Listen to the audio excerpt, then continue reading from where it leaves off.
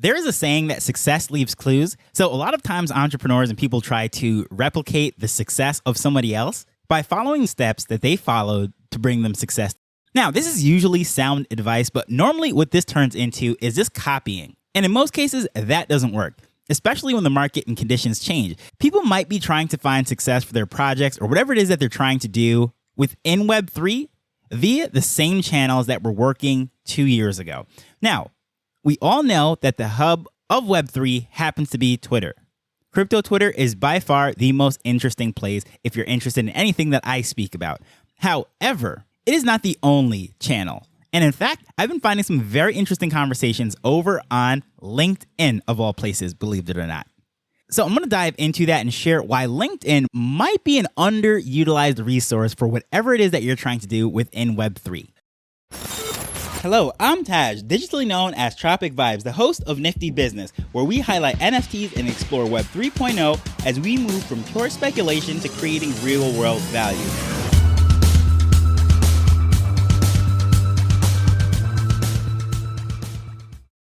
I really love Twitter. There is no denying that. I spend a lot more time there than any other social media platform at this point. However, I must say that I am not married to the platform because at the end of the day, if Elon Musk decides to kick me off of Twitter or remove me from there, I know that's not what he's trying to do right now, open speech and all that, but you just never know. Anything can happen down the line. Maybe they change ownerships, directions, and anyone can be banned from anywhere that you don't own. So a lot of the times, that's why we say it is good to own your audience, whether that means having an email list, a podcast, or something that people come to other than these platforms that can always kick you off. It is always good to explore different ones because you just never know what can happen anywhere. However, I must say that different platforms are great for different things. Twitter has a conversation for everything related to Web3, cryptocurrencies, NFTs, AI, all of that. That is the place to really hop into some spaces and start speaking about everything. However, on episode 477, I spoke about what the Pudgy Penguins and the V-Friends are doing over on Instagram and showing you that they're having success there with their consumer-facing brands. However, there's a lot of conversations that are happening over on LinkedIn, and I didn't know that until recently. I've always viewed LinkedIn as the place to go if you are looking for a job or you're recruiting workers. However, I didn't really realize that they were shifting and becoming more of a social network. Now, in the sense that this is not the type of place where you just get up there and you start shilling and just posting all sorts of things, throwing links around and trying to sell your project to Mint or whatever it might be. However, this is a great place to share and exchange ideas, find thought leaderships on particular industries and what have you. And when it comes to these conversations that are happening over on LinkedIn, it is much more focused on the relationships that are being built rather than the particular project or product or whatever it is that could be promoted, the money on the back end. So a lot of people will say, do not waste your time over on LinkedIn because you cannot sell there. You can't make any kind of money and it just doesn't make sense. Go to YouTube, go to Twitter, go anywhere else, but LinkedIn is just not that place. It all depends on what your goal is. So if you're the type of person that you are looking for a co-founder, a partner, or a sponsor, or you're trying to get into a partnership with bigger companies, well, LinkedIn is the place to be. Now, what I'm realizing, of course, just by standing back and looking to see what's going on there, I've literally just been browsing around and surfing around probably for about a month or so now and not really posting anything. And I know that goes against everything that Gary Vee says and everybody else. They say dive in. However, I'm the type of person who likes to walk into a room, sit back into a corner, and sort of observe what's going on right there. And I know some people say that's because I'm afraid and whatever else. I don't want to commit to just starting and being ridiculed and criticized for not knowing what I'm doing on the platform. Okay, there is that. We all have that little trepidation, that little fear of not succeeding. However, for the most part, throughout my life, I've proven and shown to myself that I just jump off. I just make up things as I go, and I have no problem learning to fly on my way down. However, when I came into LinkedIn, the mistake that I did not want to make was to ruin the relationships in the room before I even started speaking. So what I've noticed by following the big influencers such as Gary Vee, who really isn't the type of person that you should model anything after, if you're going to be quite honest. The one thing that I will say is that Gary knows how to use all of these platforms. However, his audience is so big and his brand is so big that a lot of things that Gary does will not work for someone who is much further down on the totem pole. And I assume if you're listening to this, that you are probably someone who is starting up. You are probably someone in around the same place that I am and not at the levels of a Gary Vee. Now, if Gary Vee himself or someone at that level is listening to that, I'm happy to have you in this conversation. Please feel free to reach out to me in my DMs. But no, all seriousness though, I assume that we are pretty much around the same level in comparison to someone like Gary Vee. So when we go over onto LinkedIn, the strategies and things that we see over there that he might be doing might not work for everybody. So take that with a grain of salt, what he's doing. But anyways, other people that are in Web3, I started to search different hashtags and I started to find conversations that were happening and how I was checking to see the type of content that does well over there and how communities and conversations start is by looking for the posts with a lot of likes and engagements and comments. So I was looking at them, I'm reading them, not just for the information, but also seeing how they are structured out. What types of things start a conversation? Now, by the way, I'm not giving you a tip saying I'm some sort of LinkedIn expert. No, I've literally spent about a month on it. I've watched a few videos on it and I'm exploring what's going on over there. And I realized that there is a very niche community of people that are interested in Web3, NFTs, cryptocurrencies, digital sovereignty, digital identity, and those types of keywords, which I was able to narrow down just by doing the hashtag searches, which you can do on Twitter, by the way. You can do the same thing on pretty much every social media platform. But I find that when I did that on LinkedIn, I was really able to find those conversations that were happening that were relevant to what it is that I do. And then realizing the fact that, okay, the priority to be on this platform is starting conversations and building relationships. So I started to optimize my page for that conversation. So, of course, I'm not going over there to get a job in, I don't know, sales and marketing or some other background that I've been used to, graphic design or anything of that nature. No, I am going there to start a conversation with people within the industries. And again, looking at some best practices of people that were doing well and what have you. Again, not trying to exactly copy what they're doing, but success does leave clues. I realized that they did not have that stuffy corporate photo. Okay, I put a personal photo, a little bit more laid back. I'm in a t-shirt, what have you. Nice clean cut. I mean, nothing too crazy. However, it didn't look like the headshot for Vogue magazine or anything of that nature. So then I go to their profiles. I'm starting to look around to see exactly what they're doing.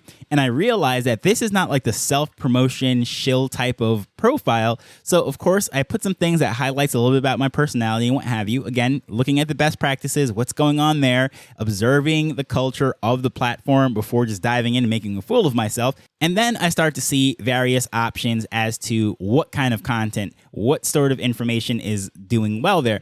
And it was a lot around thought leadership. So things that can start conversations about various topics, which just happens to be a lot of what I speak about on this show. So I decided to basically repurpose and engage people on the platform by sharing condensed versions of the things that I talk about on this podcast that would be relevant to people within the marketing and business sector. So that is how I've approached LinkedIn. So whereas on Twitter, I'm a lot more playful. I'll say things, there's informational things. I put snippets from the podcast. I put articles and so forth. It's really just all over the place. Much more of my personality does come out over on Twitter than it does over on LinkedIn, because what I'm seeing for the most part, these are busy people that are just trying to get good information in condensed fashion. So I condense a lot of what I say down, just make a nice little post, a little article, whatever it might be, and I put it up there, maybe a graphic. I'm testing different things. It really seems that video does very well on LinkedIn. Haven't posted any videos yet. However, what I've seen so far seems to be interesting. The volume is not there that I see over on Twitter. That is for sure. However, the people that are there, they're very engaged and they're entrenched in it. So if you look on their profiles, the type of things that they're doing, the companies that they're working with or founded, it's very interesting to see that it is a lot easier to cut through the noise, because over on Twitter, you'll have all the degens, the people that are just there for the ride and the party. But the people that are building sort of get lost in all of that. However, if you're looking for someone that is building, people that are really doing some things that are interesting in the space, you'd be surprised to see that there are little pockets of it all over at LinkedIn. Some of these hashtags have 5,000 people following it, a few hundred people following it. So it's very interesting. And just to show you just a few that I was doing a little research on, NFTs has 6,600 people following it. NFT has 14,000 people following it. Web3 has 19,700 and change following it. And if you want to zoom all the way out, crypto has about 33,000 people following it. So these are not massive numbers, because if you go over on Twitter, there's various people that we all follow within the Web3 space that have 10 times that of the amount of people that are following them. However, these are specific topics, conversations that are happening. So this is not an individual that is being followed. What I'm speaking about is the topic itself. So if you're searching and researching within that topic, the people that are posting under those hashtags, that is how you can definitely find people within that niche. So again, I want to share that I am not some sort of LinkedIn guru.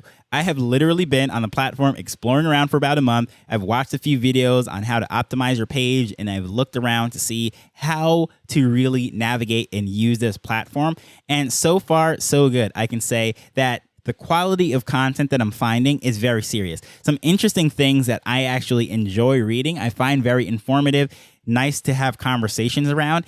And even the type of topics that I could easily make episodes about, because the people that are posting about their projects, the people that are posting about what they're building, they have a much more serious tone on this platform, as opposed to over on Twitter, where there's a lot of when moon, GM, GN, and all that stuff. Not so much wag me anymore, but you know, that sort of vibes. Much more fun, DGen, 69 culture, 420, all of that. You're going to find on Twitter. And it tends to make the conversation a little bit more noisy. Yeah, sure, it's fun. Don't get me wrong. I enjoy having fun, socializing, the party that goes on over on Twitter.